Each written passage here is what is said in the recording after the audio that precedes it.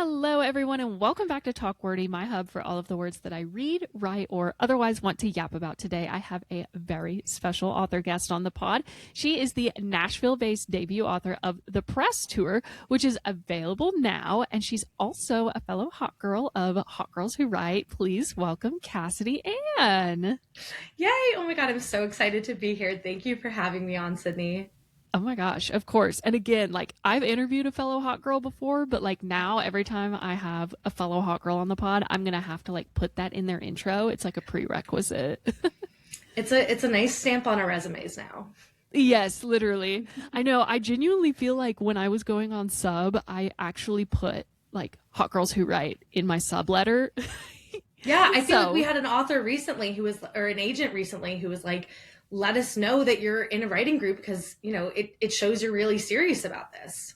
Yeah, I just thought it was so cool. I love to flex, you guys, and I'm so happy you're here. Okay. Yes. Like I prepped you before we were going to start the episode, I usually kick off my guest episodes with what each of us are reading, watching, and listening to. So if you would like to do us the honors and go first, please tell me, what have you been reading, watching, and listening to?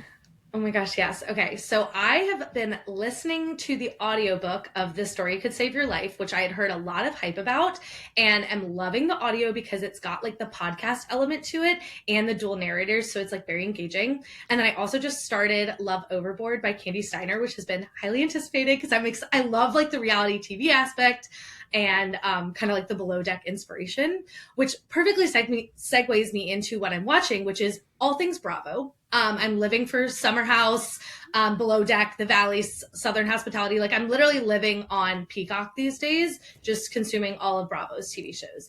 And then I'm loving all the new little rising pop stars. So Bella Kay, Somber, Chelsea Cutler's not new, but she has some new stuff out that I'm still loving her from.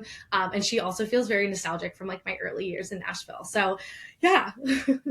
I love that. What a roundup. I went to Candy Steiner's Love Overboard event in Dallas. Oh, so fun. She is a peach. I absolutely love her. I cannot wait to read Love Overboard as a reality TV rom-com stan and author. It's everything to me.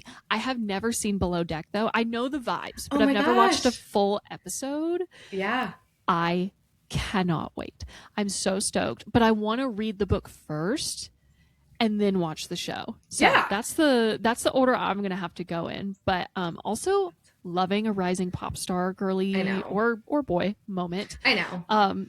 I feel like they're popping up more and more, and it makes me so excited as somebody that loves finding underground or early peaking music to put on a writing playlist. I know. Everything. I love my Spotify Discover Weekly, or my DJ is very good too of knowing kind of what to serve me on any given day. Yeah. Okay.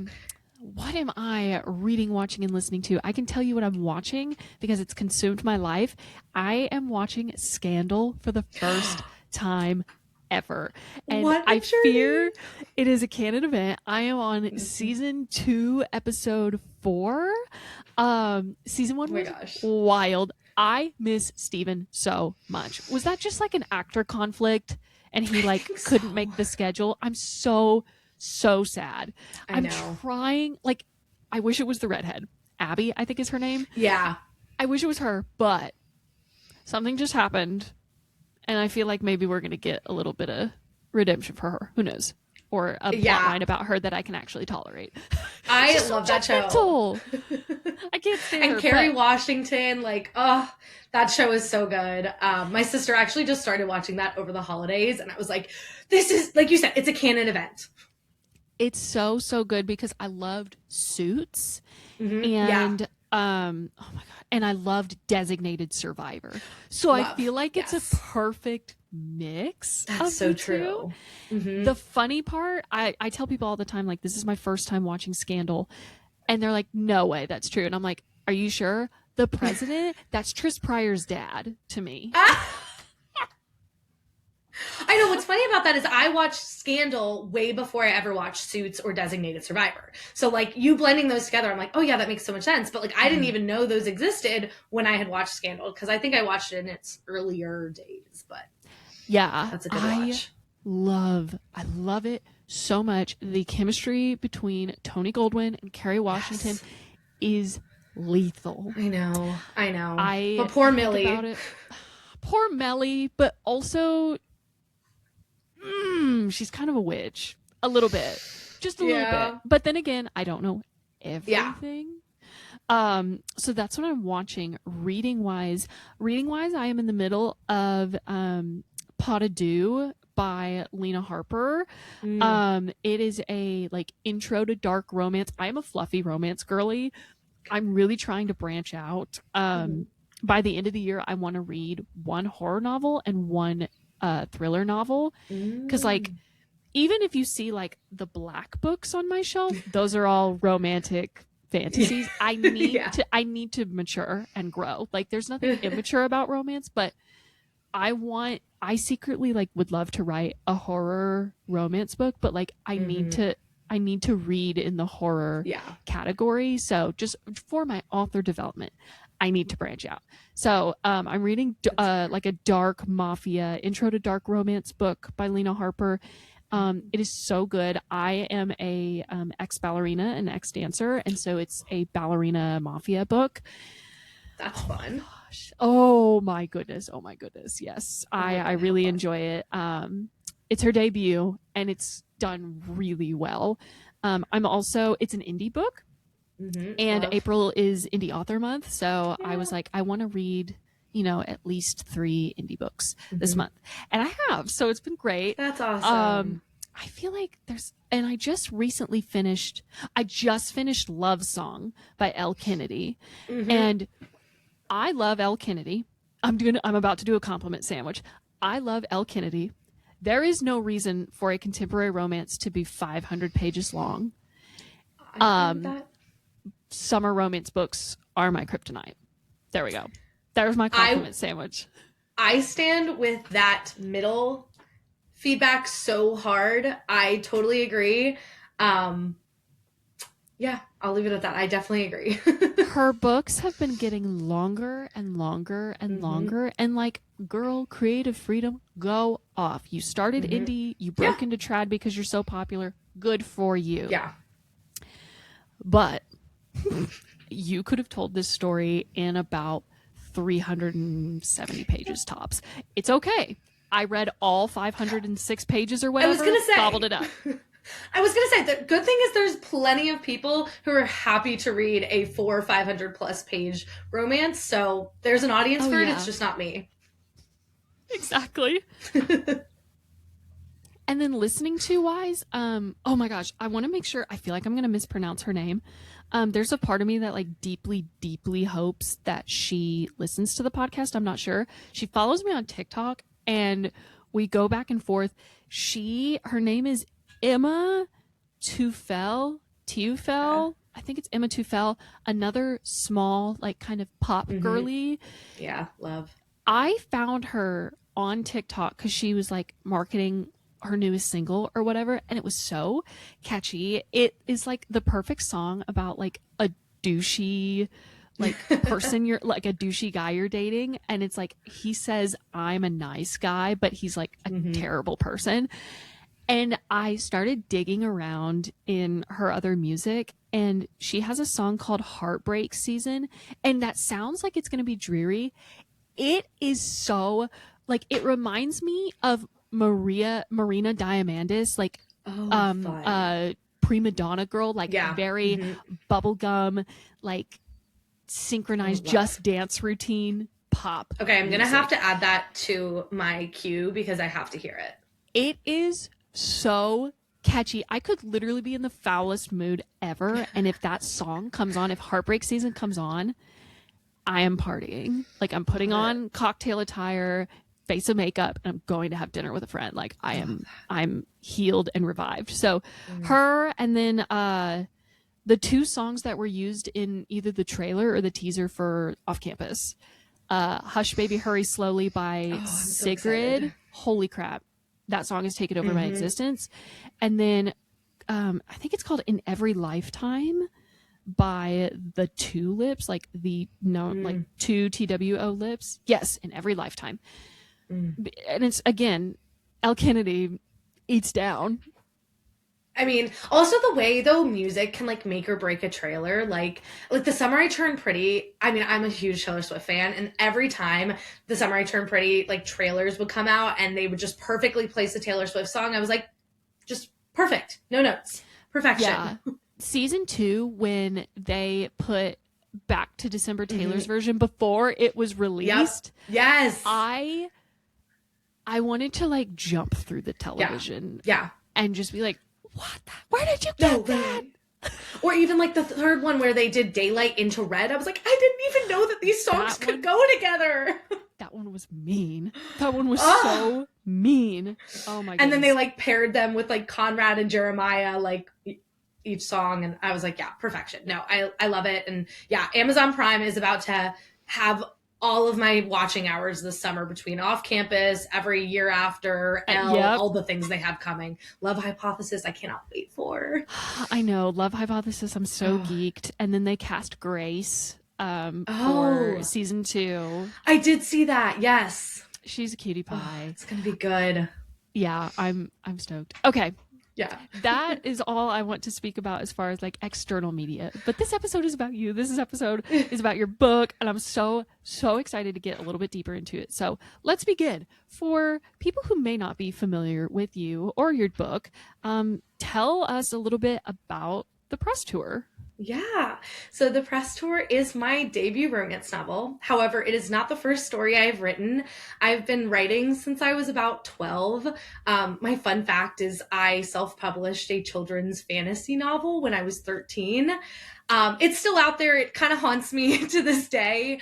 But yeah, so I've been writing and kind of chasing this dream for a very long time. But The Press Tour is a second chance rockstar romance. It's set in Nashville's music industry where I have lived, and I've also worked in the music industry here. So it definitely was inspired by some of those experiences.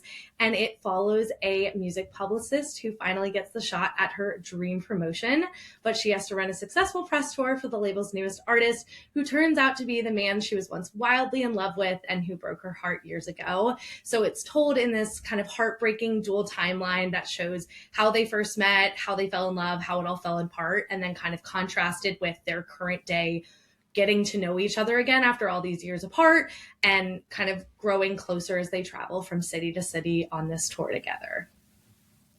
I'm obsessed. First of all, I will die on the hill every time for 2 specific tropes: second chance and accidental pregnancy. I don't care. Like the second one is I'm a with hot you. take. Mm-hmm. Really? I didn't even realize that. I didn't know that until like recently. And I was, because I've always loved that trope and I don't know why. And I think there have been some specific books in the recent years that have done it so well. And I feel like everyone knows what those books are. But yeah, I mean, it was when I sat down and decided this was going to be the year that I wrote a book, I was like, all right, what's my favorite trope? Second chance, great. You know, and then I just picked a place in an industry I was really familiar with. And I grew up in the Hannah Montana era. And so I loved the idea of, you know, can an ordinary girl fall in love with a rock star? And so kind of, yeah, definitely stemmed from that.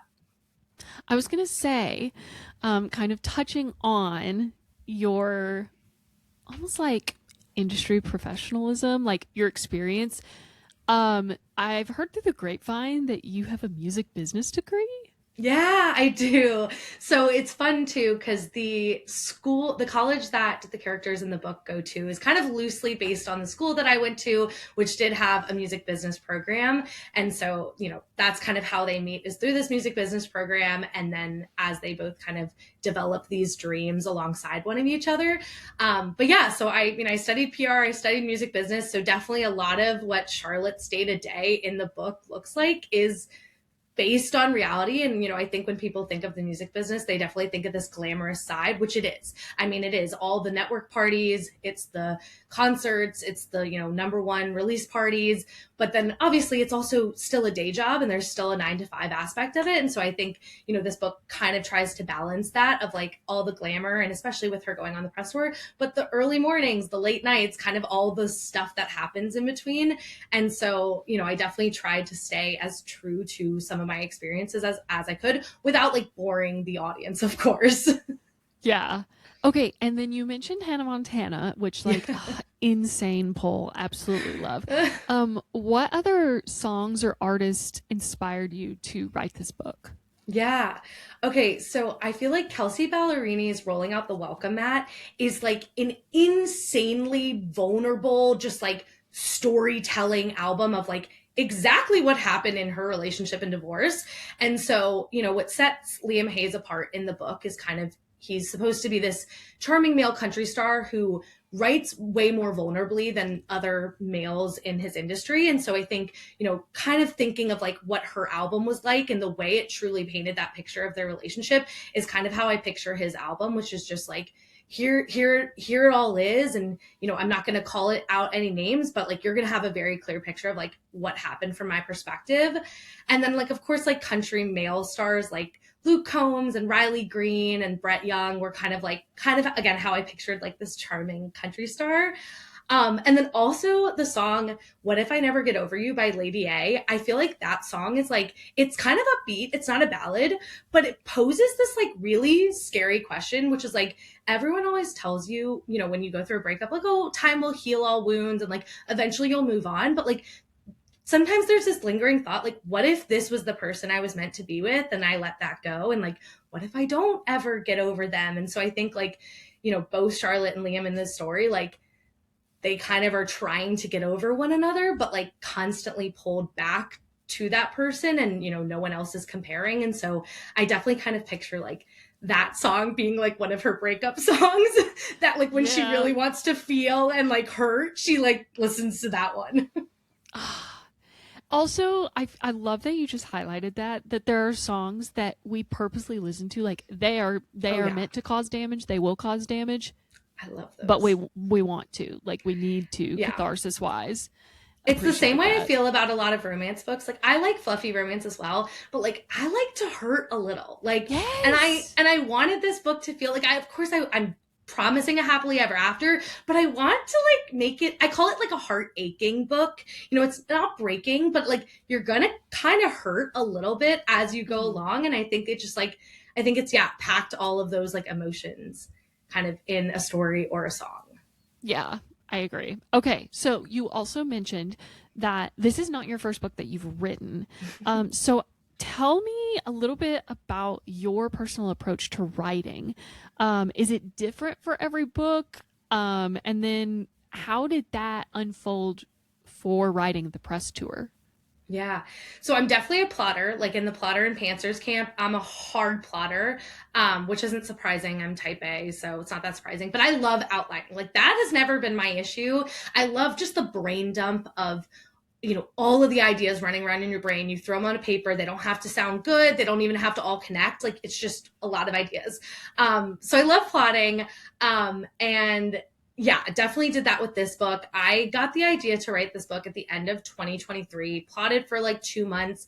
Then I gave myself like 6 months to write the first draft. I actually wrote it in 2, which was shocking even to me and has not been replicated to this day.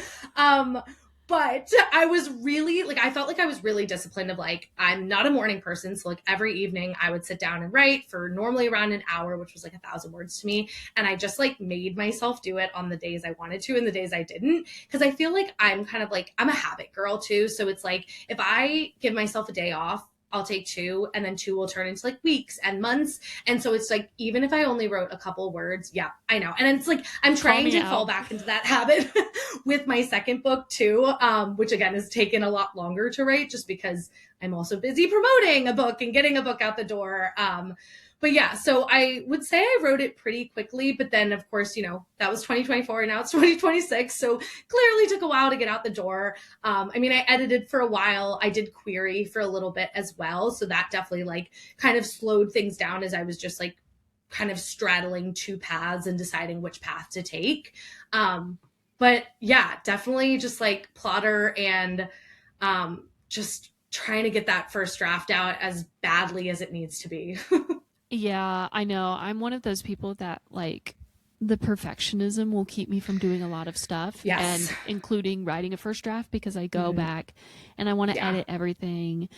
Like, especially if I'm going to have any alpha or beta readers or God forbid my agent, like I am not not giving you a first draft, even though alpha readers, Oh, never. they read your first draft. Like, it's so tough because I'll go back and I'll micromanage. So good for you. Mad props for writing your first draft in 2 months. That's insane. Can I please bottle that feeling? Honestly, I wish I could recreate it because, like you said, like I feel like what made that happen with the first book is, like I said, my only goal was like just finish something. I had started so many stories over the years and just gotten to that middle point and been like, I don't know what's happening, so I'm just going to abandon it. And that one, I was like, I'm going to finish it. I'm just going to get through it. And I had no plans to do anything with it. Of course, afterwards, I was like, okay, I feel connected to the story now. I would love for people to read it. But like the difference, I think, with the second book is I am picturing people reading it. And obviously, they're not going to read my first draft, but I'm having troubles in my first draft picturing people reading it and also comparing it to this book that I spent 2.5 years working on. So I definitely think, again, haven't replicated that, but I agree. Like, would love to bottle that up.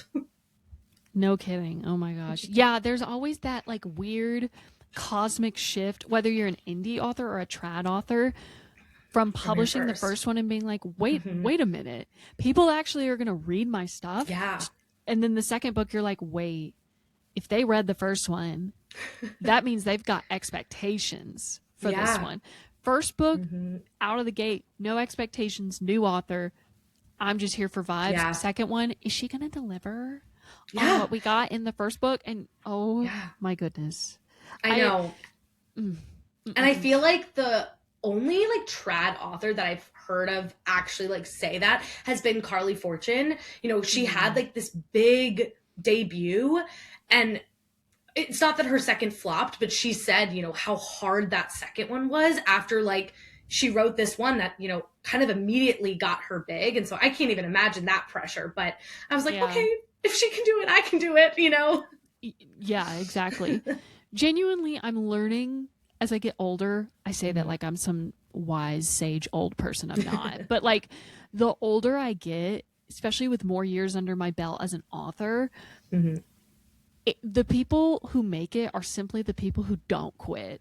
Yeah. And so like if I would have stopped at my sophomore slump, which like I love sophomore books, sophomore albums, incredible. Yeah. Sophomore books, typically really good, especially in like a series. You just have to keep going. Yeah. And like, even if that means like never looking at your Goodreads reviews at all, like not even to have like someone you trust go and find your 5-star ones, or like just anything, like tuning out the noise, leaving social media for a while, like do it, just get it done however you need to do it. So absolutely mad props. I'm circling back because you've been doing a wonderful job of like unintentionally segueing into some of my questions I have for you. You had mentioned that you had done querying for a little bit, but obviously this is an indie published book. If you are willing, I won't make you if it's like a tough thing to talk about or whatever, because the publishing industry is painful. I'm living proof, but I know intimately. But what was the journey like figuring out like what path to publishing was right for you? Like, do you still think about like ever querying something again, like a separate project, or how do you approach that as far as like what's coming up for you, but also with the release of the press tour? Yeah. I mean, I think it's definitely always been a dream of mine to go trad. And I will say too, before I even wrote this book, I don't even think I knew that there were really two sides to publishing or like what going trad even meant. So obviously I've learned a lot from this experience. And so, I think in my head, like that was really the option. I didn't realize truly how difficult it was and how like 1 in a million it kind of is. And so, I learned a lot about traditional publishing, learned what a query letter even was and kind of how to pursue that. So I started querying in the summer of 2024, which I think I recently learned that was my first mistake because summer, a lot of agents are off. So it already maybe wasn't the best timing, but I just got like radio silence and like not like just a lot of form responses. And so that was tricky because it didn't even really give me any direction as to like what was wrong. No. Yeah. So I was like something's not working. It's like taking a quiz and then you get like multiple attempts, but every time you take the quiz and you get your score, it doesn't tell you what questions you got wrong. That's So you such just a have good to guess analogy. the next time around. Yeah. I know Yeah. that analogy is my life currently. I'm trying to get my teacher's certification, and I had to take this god awful exam to get certified for the actual exam. Oh my gosh. And Yeah. it wouldn't tell me. And it was just, yeah, that's what Yeah. querying felt like. I It know. And literally, how I like, explained triggered it PTSD. totally. And how I explained it to my parents was like, your book can be amazing. But basically, if your cover letter, like your query letter, is not good, it doesn't matter how good your book is because they're not going to get that far. And so then fall of 2024, I decided to work with an editor, and she also helped me rewrite my my query letter. So we did a lot of work for probably like another 6 to 8 months maybe, and truly, like, I credit her with so much of like where the book is today, because I could not have done that on my own. And I just like learned a lot about like what really goes into a book through working with her. So then summer of 2025, again, didn't realize summer's maybe not the best time to query, but did it again. Summer of 2025, I queried again. And again, like got kind of the same responses even after all the work we'd done. And then I got laid off from my full-time job, and I just decided like I wanted to be back in control. I didn't want to like leave my future up to someone else. I was tired of getting rejections, or even like lack thereof rejections. And I just, I was like, if I'm going to be out applying for jobs, I don't also want to have to be, trying to basically apply for my book. And so that was kind of the turning point where I was like, at that point I had been a part of Hot Girls Who Write for a little while. I'd been a part of another writing group. I'd seen plenty of authors be very successful in the indie path, and it felt like a very safe like path for me to take, whereas at first I didn't know enough to know that. And so yeah, pretty much from like last summer and now kind of going into this summer, I just pivoted and said, okay, I learned so much about how to go the trad route. Now how the heck do I go the indie route, and what goes into that? And so but I don't regret that decision at all. And I think I will likely try to go the trad route at some point. I don't know if I'll do it with my next book. I honestly don't know yet. It's kind of been something I've been grappling with, which I, again, don't need to grapple with as I'm in the first draft, and it's not there yet. But I don't think it's off the table at all. Yeah, I feel like now more than ever, we're seeing so many hybrids. We're seeing so many self-published authors turn trad, or trad authors revert back to indie, or just revert to indie. I feel like nothing is off the table for anybody. Yeah. I myself, like, I published 2 romanticises, and I queried a rom-com, and I was like, well, because my indie brand at the time, I was like, I don't think they'd be so accepting of me doing a rom-com. Like, why am I genre flipping this fast?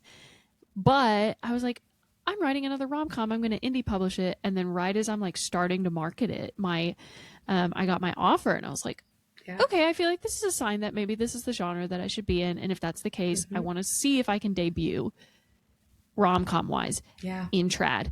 And let me tell you, the rejections don't get easier. But I will say, I never thought I would be in a place to where I like rejections more than silence, because at least I know somebody had their eyes on my stuff.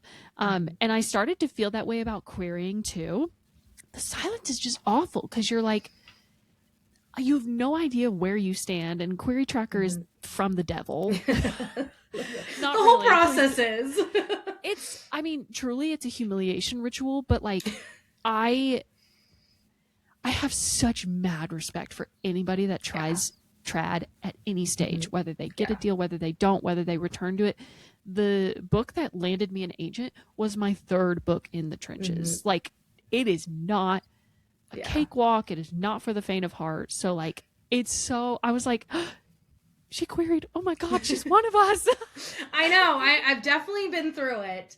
And I also think like I'm not a patient person, and I had no idea like how much patience you had to exercise in that. And then I also realized, like, even if I get this agent, like, that's only the first gate. There's still another like iron gate that I have to pass. And, again, at that point I'd been waiting a while, and I was like, I'm done waiting. I'm tired. Like, I don't want to sit on this forever. And so, but yeah, it is patience. I mean, I'm still getting responses. Like, I haven't sent a query letter in almost a year, and I literally just got a response the other day.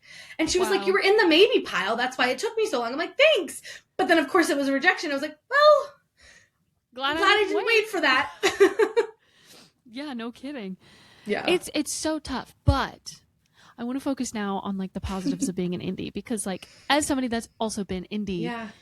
what you were saying about control is Yeah. genuinely like it is so on the nose. Mhm. I have moments, even in like me pursuing trad right now, I have moments where I am so bloody restless. If my agent is listening to this, I love you and you work so hard. But there are like, again, like the impatience is, it's just, you know, Yeah. the human condition. I get so Mhm. restless sometimes. I'm like, man, I could come up with this book and like indie publish it, no doubt. My thing for me with indie versus trad, there will be book ideas that I come up with equally as beloved, but genuinely, I come up with book ideas and I'm like, I don't think the trad market would like this. I think this is Mhm. better fit for indie. Mm. Versus, like, I'll come up with something super hooky, high concept, and I'm Mhm. like, I feel like trad would have a field day with this. Yeah. But one of my favorite parts of the indie journey is getting your cover back. And I just have to say, the cover for the press tour is one of the prettiest indie book covers. Oh my Low-key, gosh, just thank covers you. in general, I've seen in a very long time. Tell me a little bit about like what that process was like. Like, how did you knew that it wanted to look like that? Like, what was the like sketch process? Like, Yeah. how did that go? Yeah, it was definitely like the part of the process I was the most excited for, because it made it feel real and not just this like Google Yeah. Doc on my computer. It made it feel like a physical object almost. And so I am not an artsy person, so I don't think I had a clear image in my head, but I knew like what covers I liked. So I pulled a lot of the like my favorite covers and just tried to see like where the common themes were. So I feel like two of the covers that I kind of feel like inspired this one were Ready or Not by Cara Bastone, speaking of pregnancy trope, and Yes. Passion Project by London Sperry. Yeah, And I both of those, yes. It's right here. Yes. And I think I can see it. And so I was like, okay, what do these all have in common? Like they're very, very colorful, but they're also like heavily rooted in the scenery. And so I knew like I really wanted Nashville to shine on the cover in a way that like if you're familiar with the city, like maybe you'd be like, oh, I recognize that. But then also in a way that like if you're not familiar with the city, it wouldn't like deter. And so I think my cover designer, Sam from Ink and Laurel, just did an amazing job with that. And so yeah, I pulled a lot of the covers that like I loved. I just kind of guided her on like elements I liked, but I also wanted like her to have the creative freedom to show me something that I might not even be able to dream up. Mm-hmm. And so like one of the things like all these covers had was they were more daytime. And so I think in my head, that's kind of what I was picturing. And then when she first came back, she came with like more of a nighttime scape and colors. And I was like, wait, like that makes so much sense for the city, for the story. Like it makes sense that it's more rooted in like the nightlife. And then I feel like the colors can almost like pop more because it's like they're illuminated by the night. And so like that was something I don't think I ever would have thought of. And then like the characters, like I knew I wanted characters on the cover, but I didn't want them to be like the main part of the cover. So like I like the distance between. Yeah, so we put them like on the side, but then like the spotlight is kind of a big theme in the story. And so kind of last minute we decided like what if we spotlighted them? That way like they're kind of popping on the cover without it being like, you know, the main attraction. But then it also feels so good as an author to like recognize things on the cover that are kind of in the book too. You're like, oh, this like makes sense thematically.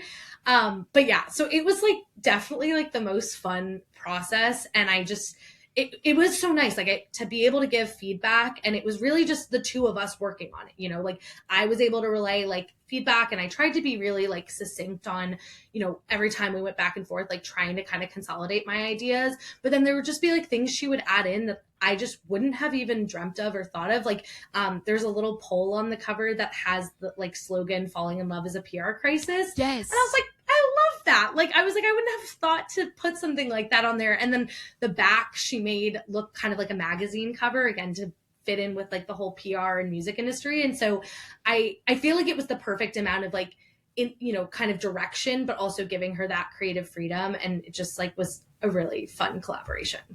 Yeah, I'm so glad you mentioned the nightlife, because that I also am a crazy purple person. I love the color purple.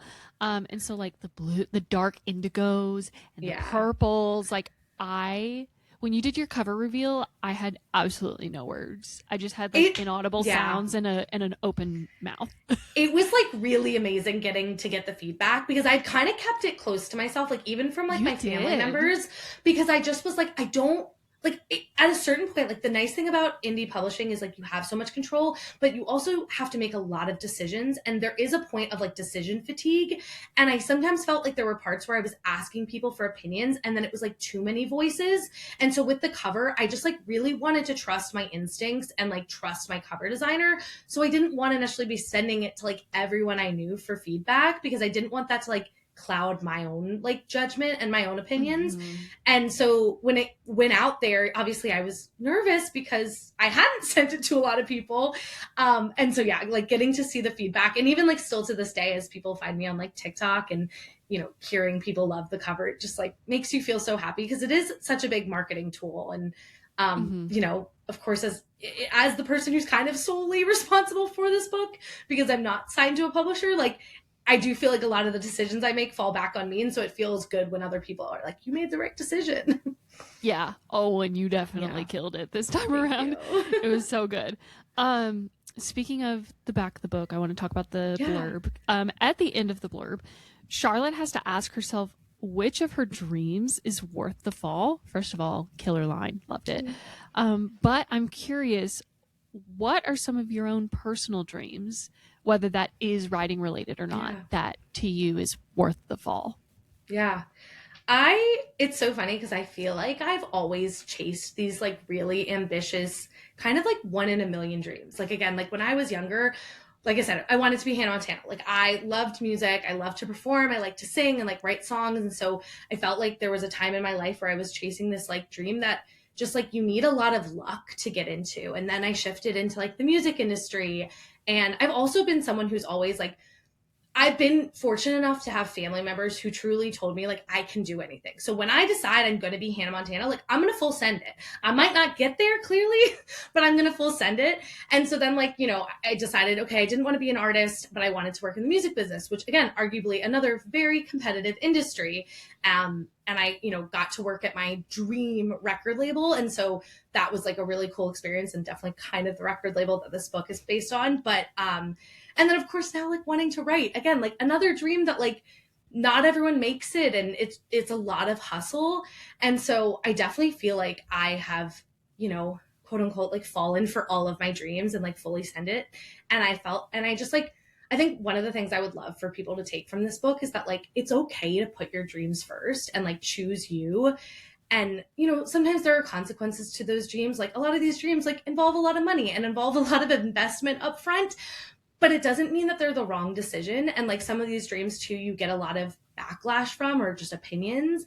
And again, like that doesn't mean it's wrong. And I think especially as women, we're often like told like to be less selfish, or like to be more humble and less ambitious. And I just like, I think all women should have the permission to be selfish when it comes to their dreams, and like just fearlessly pursue those. And so I don't know that there's been a dream I haven't, you know, risked it all for. Yeah. No, I love that. That's so awesome. So if you could be a publicist for any musical figure, past or present, I'll even give you that. Who would it be and why? I'm curious. So upon like first thinking about this, I probably would have said Taylor Swift, but then I was like I love her, but that's a lot of work. Exactly. So I'm going to pick another one of my favorite pop queens, who is Tate McRae. I love her. I think she keeps really good company. She just looks fun. But I also think like she's young enough that like as a publicist, like, she would keep you on your toes. But I also think she's really, really smart. So it's not like you would always be putting out her fires. Yeah, I agree. I feel That's good about a really that. Good one. I love that you mentioned like Taylor Swift is awesome. Oh my gosh, the workload. A lot of work. Like, oh, I know. Wow. Originally I was like, wait, no, maybe that one would be too hard. Yeah, I know. Props to you though, because like thinking about being a publicist and like making calls and putting out fires. I'm watching Scandal and I literally like have anxiety. And like you have like my body doesn't understand the difference between making a phone call and being held at gunpoint, truly.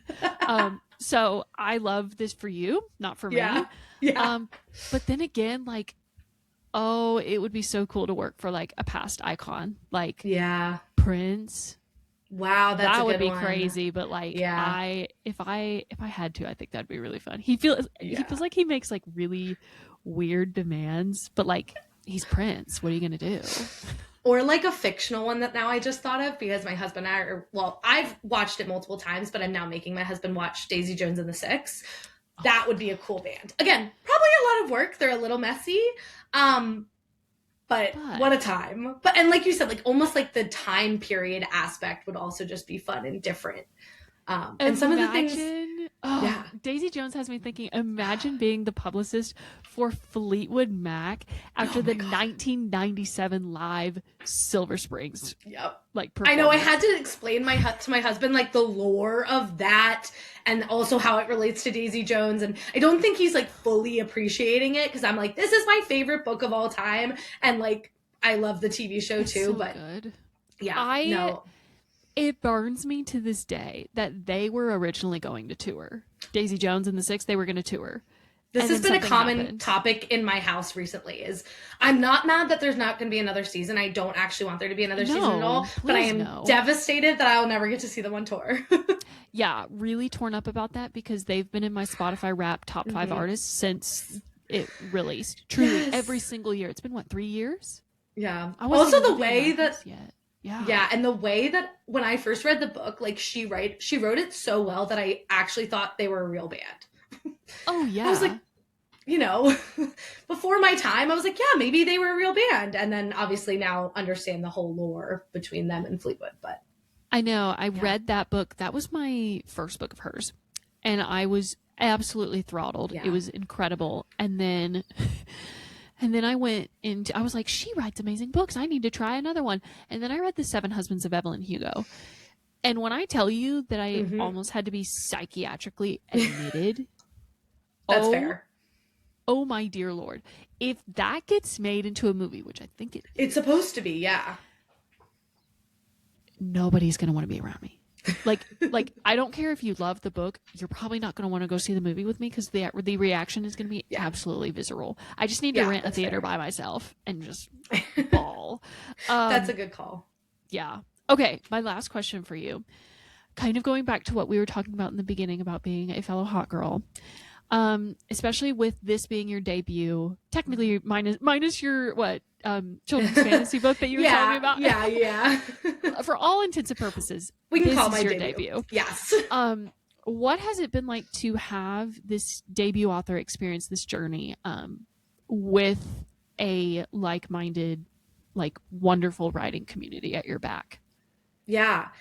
I feel like it was this like piece that I didn't know I was missing, and I'm like so grateful that I found it. You know, I don't feel like I was looking for it when I found it. I just had been following Alyssa de Vergades, and I of course was just like admiring her experience, you know, self-publishing, kind of going viral and then getting picked up by Trad. And so when she opened the doors, I was like, cool, like access to someone that, you know, has this experience that I would love to share.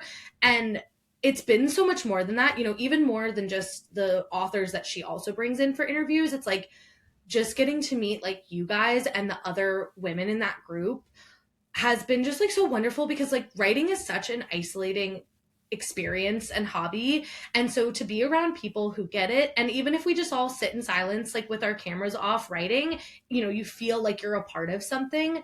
And so I feel like that's been so nice. And then, you know, like I even said with like deciding to go the indie route, it was like, I don't know that I could have done that had I not seen like so many people be so successful with that and Mm-hmm. who have truly treated it like, again, my first one when I was 13 was technically indie. So I guess I knew that path was there, but that was like something I barely put anything into. So to watch people treat this like a true, not just like a dream or a hobby, but like a career, I think has been so like inspiring and motivating and just also educational, and to like have all these people to bounce ideas off of. And yeah, I mean, I honestly like don't know what I would do without it. So I'm so grateful that I found it because I didn't even know I needed it, and it was never anything on my radar. And so I'm glad it just kind of happened.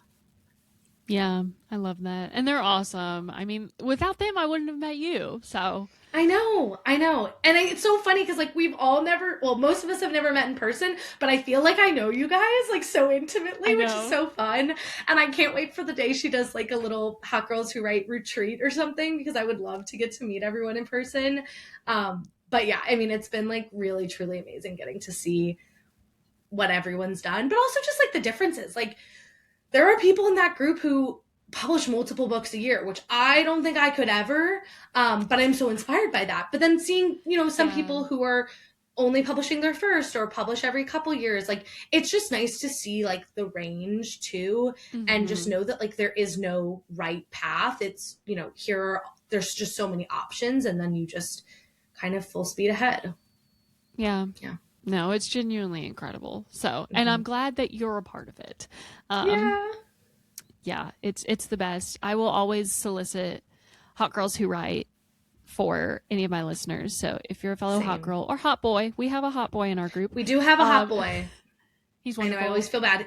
He doesn't get excluded. I mean, he's definitely, but like Alyssa said, it's like the hot girl energy. We're all hot girls, including the hot Exactly. boy.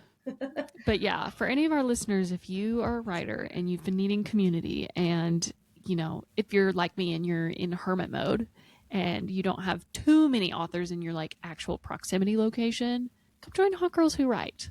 We're here for Mm-hmm. you. Doesn't matter if you're writing your first ever book, your first ever draft, or if you're publishing Yeah. your 19th book, anywhere in between, trad or Yeah. indie, you're welcome here. So, Yeah. had to throw that out there. To close out the episode, please share with our listeners where they can find you if you have any upcoming events, website, social media, all that good stuff.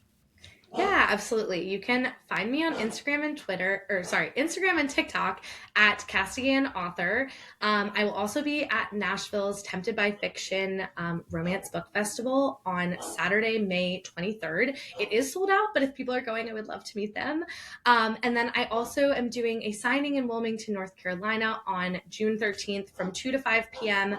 at Market House Beer and Wine with Bad Bees Books. And then I'm hoping to have more dates coming soon as well. So you will be able to follow along and find all of those on my Instagram and TikTok. Lovely. That was perfect. Okay, there you have it. Thank you so much for watching, you guys. And my special thanks again to Cassidy for coming on the show. Thank you for Yay! having me. Of course. You guys don't forget to follow the podcast on Instagram and TikTok at TalkWordyPod, and I will see you guys in the next one. Bye, y'all.